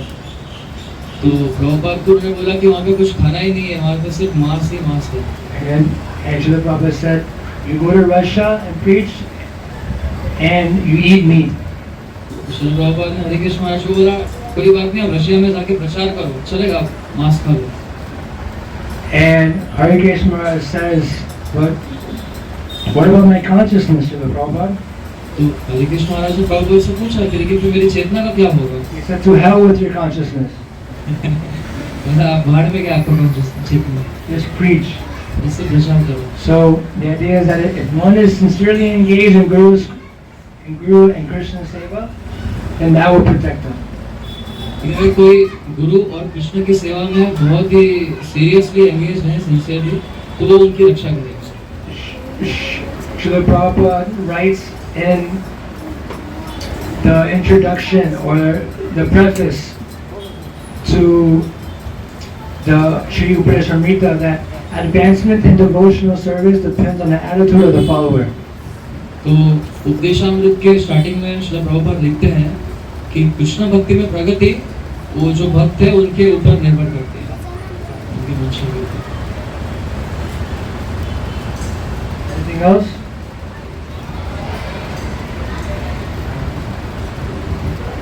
तो माइक वहाँ पे पास कर सकते, पीछे पीछे पीछे वाह वाह पीछे। Any devotees would have any questions? Don't be shy. ऊपर ऊपर हरे कृष्णा प्रभु, मेरा एक क्वेश्चन ये है कि अगर जो अभक्त के द्वारा मतलब प्रसाद बनाया गया है उसको भगवान को ऑफर करें तो वो अशुद्ध नहीं हो सकता, वो शुद्ध हो सकता है? और दूसरा क्वेश्चन है कि जिस घर में रहते हैं तो उसमें वो अभक्त भी रहते हैं जो लहसुन खाना खाते हैं और नॉनवेज भी खाते हैं, तो हम लोग नहीं पता खा सकते हैं या नहीं खा सकते, वो तो पता नहीं खा सकते, तो क्या करें? अगर ऐसे करते तो लड़ाई झगड़े हो जाते हैं, क्या करना चाहिए? So Mata is saying that she has two questions. First question is, You say one question at a time. yeah. You say the first question. She's saying that if some food is offered, cooked by non-devotee, and if we offer it to Krishna, will it be purified? Patram pushpam palam tuyam yome bhakta prayachati bhaktya Taraham bhakti paritam. It should be cooked by devotee only. And Krishna says, I accept that which my devotee cooks. तो वो भक्त द्वारा ही बनाया जाना चाहिए, कि भगवान बोलते हैं कि वो जो मेरे भक्त बनाते हैं वो मैं एक्सेप्ट करता हूँ। So he said, Yome bhakta prayachati, not Yome karma prayachati. So, you know, it's very important who's the cook. That was the whole point of this class. ये बहुत जरूरी है कि कौन बना रहे हैं, वही इस पूरे चर्चा का मेन पॉइंट है। So now another question comes is that what if we're not properly following, but we're cooking for ourselves, and how much would it be considered prasadam? तो इसमें एक और प्रश्न आ सकता है कि क्या अगर हम पूरी तरीके से भक्ति को पालन नहीं कर रहे हैं, लेकिन हम हमारे खुद के लिए खाना बना रहे हैं, तो उसको प्रसादम कहा जा सकता है क्या? So we all have a beginning, and we have to start somewhere in devotional service. तो हम सबका एक स्टार्ट होता है, एक शुरुआत होती है, तो कहीं ना कहीं तो हमको शुरुआत करनी पड़ेगी। So in whichever level we're at, we try sincerely to offer those things that Krishna likes for his pleasure. तो हमको प्रयास करना चाहिए कि हम लोग कृष्ण को वही चीजें अर्पण करें जो कृष्ण को अच्छा लगता है, उनकी प्रसन्नता के लिए। You could be chanting 4 rounds, 8 rounds, 16 rounds. आप 4, 8 या 16 माला कर सकते हैं। Srila Bhaktisiddhanta Saraswati Thakur used to say that if one does not chant 64 rounds, Krishna will not accept your offering. Shri भक्ति सिद्धांत सरस्वती ठाकुर कहते थे कि अगर कोई 64 मालाएं नहीं करते हैं तो कृष्ण उनका भोग स्वीकार नहीं करेंगे। But because of Srila Prabhupada's mercy that he's giving us the opportunity to cook for Krishna. लेकिन श्री प्रभुपाद की कृपा है कि वो हमको ये अपॉर्चुनिटी दे रहे हैं कि हम लोग कृष्ण के लिए बना सकते हैं Krishna. So as much as possible, try to refine your devotional service by hearing Bhagavatam from Srila Prabhupada. Hear Bhagavatam, hear Srila Prabhupada's classes, his lectures. तो जितना हो सकता है आप प्रयास कीजिए कि श्री प्रभुपाद की क्लास आप सुने, भागवतम सुने, उनके लेक्चर्स सुने और अपने आप को भक्ति में आगे जाने के लिए प्रेरित करे। And if you have a hard time to understanding Srila Prabhupada's instructions, they're very clearly presented by His Holiness Bhakti Vikas Swami Maharaj, his lectures, his books. तो अगर आपको श्रील प्रभुपाद के जो इंस्ट्रक्शंस हैं उनको समझने में मुश्किल हो रहा है तो वो श्रीपाद भक्ति विकास महाराज द्वारा बहुत ही सरल तरीके से बताया गया है। I haven't seen any sannyasi or guru ever speak about this subject matter besides them. तो मैंने आज तक ऐसे कोई भी गुरु या सन्यासी को नहीं देखा है उन्हें इतने प्रिसाइज में सब्जेक्ट मैटर की बात। Some may mention it, but there's no emphasis that we should only eat Krishna Prasadam. तो कुछ लोग बोलते हैं लेकिन उसके ऊपर जोर नहीं देते कि हमको सिर्फ कृष्ण प्रसाद ही मानना चाहिए। Actually, the first, if anybody understands the history of ISKCON, the first initiation in New York, अगर कोई ऐसे हैं जो जिनको ISKCON का इतिहास पता है तो सबसे पहले दीक्षा समारोह जो न्यूयॉर्क में हुआ था in 1966, Srila Prabhupada gave the first initiation in his little storefront. तो श्रील प्रभुपाद ने 1966 में सबसे पहले दीक्षा दी थी And all the devotees were so ecstatic, were so excited, like, wow, I'm about to get like initiated. और जितने भी भक्त थे वो बहुत ही उत्साही हो गए थे कि वाह कितनी अच्छी बात है वो दीक्षा मिल गई है। And Srila Prabhupada didn't mention anything about the 4 regs or nothing like that, chanting 60 rounds, nothing. तो श्रील प्रभुपाद ने ऐसे कुछ भी बताया नहीं था कि 16 माला करना है या खाना कहाँ से खाना है नहीं खाना है या 4 नियम पालन करना है। So they had such a good time, a big feast, big celebration. तो उन्होंने बहुत सारा भंडारा किया, खाना खाया, सेलिब्रेशन किया। Next day from Mangal Arti, they come, sorry, for Bhagavatam class because there was no Mangal Arti within those days. तो अगले दिन जब वे भागवतम कक्षा में आते हैं And Prabhupada put a notice, paper on the front door of the storefront temple. तो श्रील प्रभुपाद ने जो उनका दुकान था स्टोर फ्रंट का उसके दरवाजे पे एक नोटिस लगाया था। And he wrote one, first thing, all initiated devotees must attend morning and evening classes.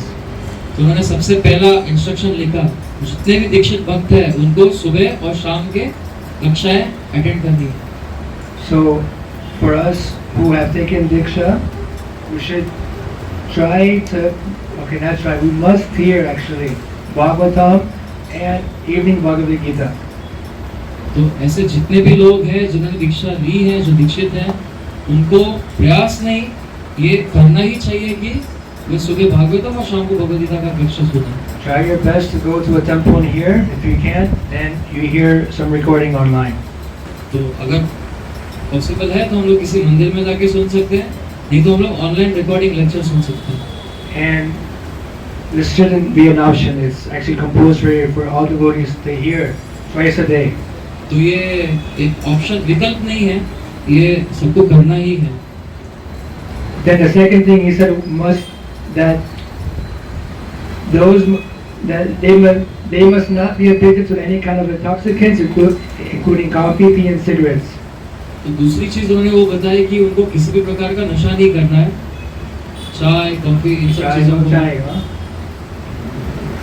चाय कॉफी या और कोई भी प्रकार का नशा की जो चीजें They are forbidden to have illicit sex connections. उनको अवैध स्त्री पुरुष संग करना मना है। They must be strictly vegetarian. वे शुद्ध शाकाहारी होने चाहिए। 5, shouldn't mix extensively with non-devotees. 5वां उनको अभक्तों के साथ ज्यादा से ज्यादा मिलना नहीं चाहिए। 6, should not eat foodstuffs cooked by non-devotees. 6वां ऐसी चीजें जो अभक्तों द्वारा बनाई गई हैं ऐसी चीजें नहीं खानी है। 7, should not waste time in idle talks nor engage himself in frivolous sports. 7वां उनको अपने आप को फालतू स्पोर्ट्स में या फिर अननेसेसरी बातों में वेस्ट नहीं करना चाहिए अपना समय। So no badminton, no cricket. तो बैडमिंटन नहीं खेलना है, क्रिकेट नहीं खेलना है। Should always, and 8, Atra, should always chant the Lord's holy name. और 8वां कि उनको हमेशा भगवान के नामों का उच्चारण करते रहना चाहिए। Actually, this should be the standard that every sannyasi, every guru of ISKCON should give to the disciples before giving them initiation. और ये जो स्टैंडर्ड है ये हर एक इस्कॉन के गुरु को ये 8-9 जो स्टैंडर्ड्स है वो देनी चाहिए अपने शिष्यों को। And tell them that if you can't follow this, then you can't become my disciple. और उनको बोलना चाहिए कि अगर आप इसका पालन नहीं कर सकते तो आप शिष्य नहीं बन सकते। But unfortunately, that's not the case. We see many devotees who engage in frivolous sports. I mean, unfortunately, I'm in Mayapur, Dham, and I see so many devotees and kids who are all day engaged in playing sports and so many things. It's actually quite unfortunate. और ये बहुत ही unfortunate चीज़ है कि लोग जो मायापुर में रहते हैं वो देखते हैं कि वहाँ पे बहुत दिन भर बच्चे स्पोर्ट्स खेलते रहते हैं, अनचाही चीज़ों में रहते हैं। Exercise is okay, but not too much frivolous sports that just completely waste your time, you know? कुछ समय के लिए ठीक है बच्चों के लिए, लेकिन ऐसा नहीं कि वो पूरे समय खेलते रहें और अपना पूरा समय बर्बाद कर दें। So this Srila Prabhupada gave after the initiation the next day. ये श्रील प्रभुपाद ने दीक्षा के दूसरे दिन उनको दिया, दीक्षा के बाद में। And he told them that if you cannot follow, then you can't be my disciple. और उन्होंने उनको बोला कि अगर आप इसका पालन नहीं कर सकते तो आप मेरे शिष्य नहीं हैं। So he set the standard very high.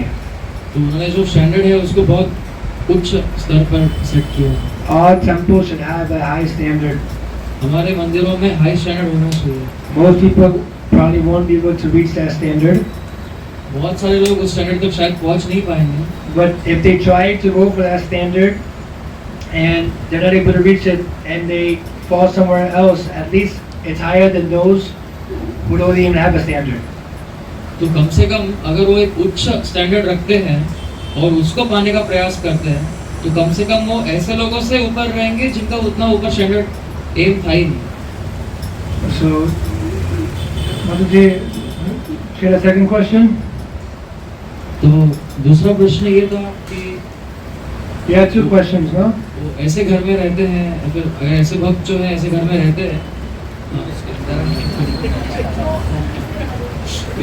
if we stay in such homes where there are other people staying with us who also eat non-vegetarian food, who also eat onion and garlic, and they cook in the same utensils, and if we try to change it, then there are a lot of fights come up. So what should be done in such situations? Do not compromise, because your spiritual life is dependent on it. तो Don't compromise at all. उनको compromise नहीं करना चाहिए क्योंकि हमारी जो आध्यात्मिक जीवन है उसी के ऊपर निर्भर है। If they are our own kids, then what to do? If they're your kid, you're the mother, so you set the standard. तो वो बच्चे हैं, आप माता हैं, तो आप उस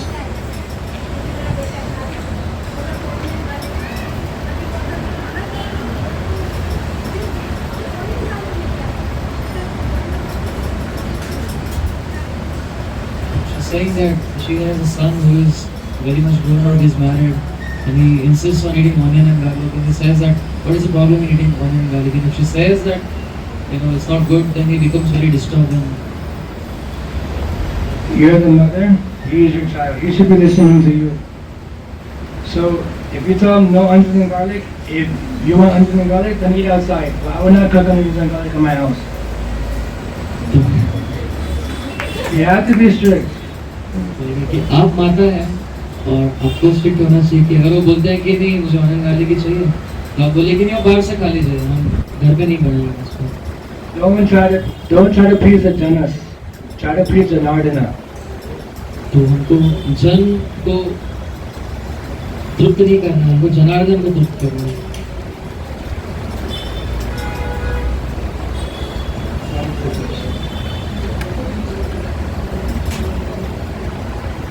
हरे Krishna.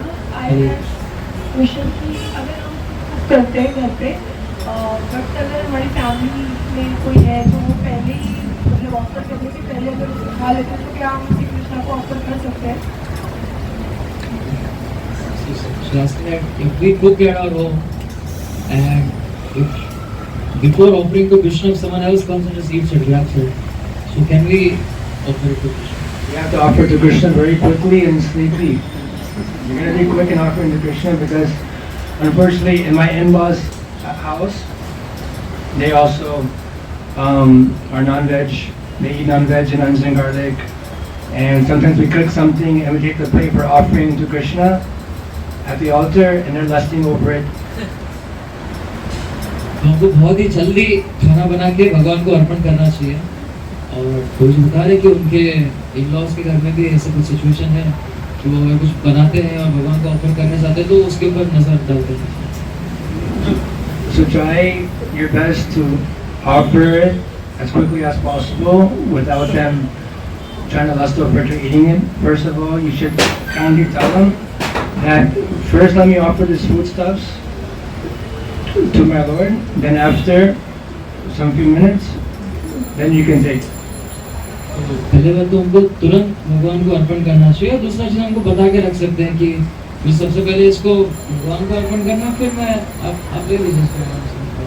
And also sometimes in certain circumstances we may get very agitated, like if we're making an offering and you know your sister or brother comes and takes a pakora and just eats it off the plate and do such nonsense things. Just tolerate, actually, because the more you tolerate, and then the more you become humble, and you'll be able to actually change their hearts. तो अगर ऐसा होता है कि कोई छोटे बच्चे हैं या कोई है तुरंत आके भाग के वो खा ले आपसे छीन के, तो आपको टॉलरेट, छोटे बच्चे या कोई बड़े भी हो तो आपको थोड़ा सहन करना चाहिए और सहन करके आपको दीन भावना में रहना चाहिए।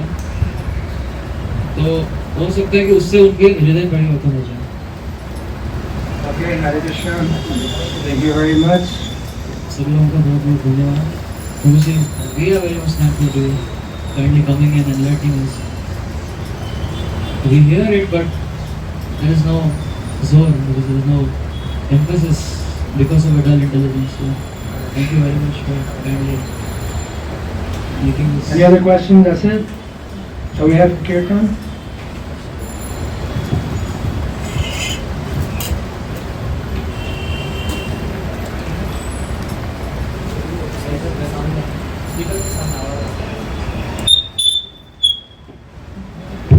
हरे कृष्ण प्रभु जी। हरे कृष्ण। हम सब रिलेटिव के घर से जाते हैं तो उनके घर में नॉनवेज बनता रहता है, लेकिन वो हमारे लिए वेज बनाते हैं, तो वो खाना चाहिए या नहीं? She's asking that when they go to the relatives' place, sometimes when they keep on cooking non-vegetarian food, but for them they make a separate vegetarian preparation. So in such situations, what should we do? Should we accept that or? Well, usually for devotees, they don't usually travel to so many places because it's very hard to find prasadam. So usually I've seen that those who are serious in this regard don't travel so much. तो generally जो seriously भक्ति करना चाहते हैं वो बहुत सारे अलग-अलग जगहों पे नहीं जाते रहते जहाँ पे प्रसाद नहीं मिलता वो, लेकिन But if you're obliged to go to some relative's house for some festival, program, Diwali, लेकिन कभी-कभी जरूरत पड़ती है हमको किसी रिलेटिव घर पे जाना पड़ता है, कुछ प्रोग्राम हो या फेस्टिवल हो कुछ हो तो, and they have some food, and they're all telling you please eat and what to do. और बस कुछ खाना है और बोल रहे हैं कि नहीं आप खाइए, तो क्या कर सकते हैं? So it's a case-to-case situation. If it's a one-day thing, then you can eat prior to going to the program and eat sufficiently so that you don't feel hungry at the program, and you can tell them that usually what we used to do if we went to some preaching program and they would offer us some prasadam, like some Hindu temple or some Hindu program, we'll tell them that we're fasting. तो हर एक case में अलग-अलग होता है, वो हमको case to case देखना पड़ेगा। कि जनरली हम लोग देख सकते हैं कि हम लोग पहले बहुत खा के पेट भर के जा सकते हैं ताकि हम लोग बस भूख ना लगे ऐसे, वो एक ऑप्शन, लेकिन हर एक केस में अलग-अलग सिचुएशन होता है। और दूसरा चीज़ है प्रभु जी अपने बारे में बता रहे कि वो कभी उनको अगर जाना पड़ता था बाहर तो पहले ही खा लेते थे और वहाँ पे बोलते थे कि हमारा उपवास है, that we're fasting or we're not feeling so well, we're not hungry. थोड़ा स्वास्थ्य ठीक नहीं है, फिर भूख नहीं लगी, ऐसे बोलते थे। But if you're staying at a at a friend's house or some relative's house, and you're forced to be there for some few days. एक कभी ऐसे सिचुएशन हो सकता है किसी रिलेटिव के घर पे हम लोग कुछ दिनों के लिए हमको रहना पड़े उनके घर पे, Then it's a lot more difficult, तो ऐसा सब करना बहुत मुश्किल हो सकता है, but it's not impossible. लेकिन वो इम्पॉसिबल नहीं है, नामुमकिन नहीं है। Just like Raghunath Das Goswami traveled, what was it? Almost 11 days walking from West Bengal to Jagannath Puri. Raghunath दास गोस्वामी लगभग 11 दिन चल के वे उन्होंने प्रवास किया वेस्ट बंगाल से जगन्नाथपुरी तक। Out of these 11 days, he only ate 3 days. जिन 11 दिनों में से उन्होंने सिर्फ 3 ही दिन खाया था। But of course, we can't compare ourselves to Raghunath Das Goswami. लेकिन ऑब्वियसली हम रघुनाथ दास गोस्वामी के साथ तो हम लोग तुलना नहीं कर सकते हैं। But in my practical experience, I was traveling in a van for several months. जब प्रभुजी अपने पेरेंट्स के यहाँ पे थे तो वो वैन में काफी महीनों के लिए ट्रैवलिंग कर रहे थे, And I was surviving off of fruits and nuts. तो प्रभुजी से कि वो फ्रूट्स और नट्स के ऊपर सर्वाइव कर रहे थे। So if you're strict enough and serious enough to eat only the proper food that's cooked by proper devotees, then nothing will stop you. लेकिन अगर हम लोग सीरियस हैं सिर्फ ऐसा प्रसाद पाने के लिए जो भक्तों द्वारा ही बनाया गया है, तो हमको कोई चीज़ रोक नहीं सकती। There was even devotees who were kidnapped in the early days in America to be brainwashed or debunked. ऐसे भी केसेस हुए हैं कि अमेरिका में जो भक्त बने थे शुरुआती दिनों में, उनको किडनैप करके उनके पेरेंट्स किडनैप करके लेके जाते थे। Because such people in America thought this was a cult, and you know, they're just chanting and you know, just dancing like this. So they would kidnap them and bring them to a cell. तो ऐसे लोग वो उनके parents को लगता था कि कोई प्रकार का कल्ट है और ये लोग सब नाच रहे गा रहे हैं, इसलिए वो किडनैप करके लेके आते थे। And they would offer them meat and fish and prostitutes. तो उनको मांस, मछली और अलग-अलग चीज़ें उनको ऑफर करते थे। And for many weeks, you know, like this, is struggling, but they maintain their vows. लेकिन बहुत ऐसे हफ्तों तक वो लोग स्ट्रगल करना पड़ा उनको, लेकिन उन्होंने अपने संकल्पों को बनाए रखा। If one wants to become Krishna consciousness, no matter what situation he is, then he'll make sure that he remains fixed. तो अगर किसी को कृष्ण भक्ति में दृढ़ रहना है, तो भले ही वो किसी भी स्थिति में हो, वो प्रयास करेंगे कि वे दृढ़ रहे अपने संकल्प। First of all, your mind should be fixed and strong. सबसे पहले हमारा मन जो है वो स्ट्रॉन्ग होना चाहिए। And as we read, that it's not possible to have a strong and pure mind if our action is not pure and if our eating is not pure. तो हमने जैसे जाना कि हमारा मन शुद्ध नहीं हो सकता अगर हमारे कार्य और हमारा जो खाना है वो शुद्ध नहीं है। Hare Krishna. Hare Krishna. Please forgive me, there's one verse that I just wanted to speak on, which I completely forgot, and it's a very important one in regard to this, and then we'll have the kirtan. You guys please don't curse me. Sorry. So in chapter 3, Lord Krishna is speaking to Arjuna about the importance of offering food in sacrifice. And he says in chapter 3, verse 13, that Yagya Shishashina Santo Bhujate Sarva Kilvishahi Bhujate De Dagam Papa Ye Panchanti Atmakaranat. That those devotees of the Lord are released from all kinds of sins because they eat food which is first offered in sacrifice. You can try to repeat. That devotees are released from all kinds of sins because they first eat food which is offered. तो जो भक्त होते हैं वो जो भी खाना खाते हैं वो पहले ऑफर करते हैं यज्ञ में, इसलिए वो सभी पापों से मुक्त हो जाते हैं। And others who prepare food for personal sense enjoyment only eat sin. और जो सिर्फ अपने इंद्रिय तृप्ति के लिए खाना बना के खाते हैं वो सिर्फ पाप ही खाते हैं।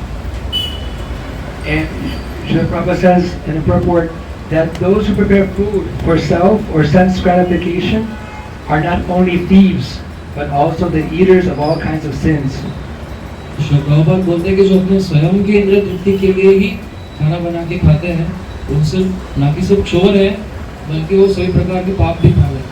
How can a person be happy if he is both a thief and sinful?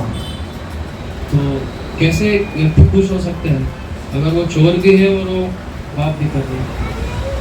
So with every mouthful of grains that we eat, we're only deepening our existence in the material world. तो अगर हम लोग भगवान को अर्पण किया हुआ प्रसाद नहीं खाते हैं तो हर एक निवाले के साथ हम लोग इस मृत्यु लोक में इस भौतिक जगत में हमारा जो स्टे है उसको बस और लंबा कर रहे हैं। Srila Prabhupada says this point in the next verse in the purport that those who just eat food which is not offered to Bhagavan, that they only go deeper and deeper into the cycle of birth and death. तो श्री प्रभुपाद अगले श्लोक के तात्पर्य में कहते हैं कि अगर हम लोग ऐसी चीज खाते हैं जो भगवान को अर्पित नहीं है तो इस जन्म मृत्यु के चक्र में और नीचे नीचे नीचे जाते रहेंगे। So be careful. I beg everyone, just if you guys didn't understand anything, just understand, just only eat Krishna prasadam and don't eat food cooked by non-devotees. तो आप लोग बहुत ही ध्यान से सावधान रहिए इस विषय में और किसी को कुछ समझ में नहीं आया है तो बस इतना समझने का प्रयास कीजिए कि हमको सिर्फ कृष्ण प्रसाद खाना है। And always engage the tongue in chanting Hare Krishna, Krishna Krishna, Hare Hare, Hare Rama, Rama Rama, Hare Hare. Vancha kalpatarubhesha kripa sindhubheva cha patitanam pavanebhyo vaishnavebhyo namo namaha. Srila Prabhupada ki jai.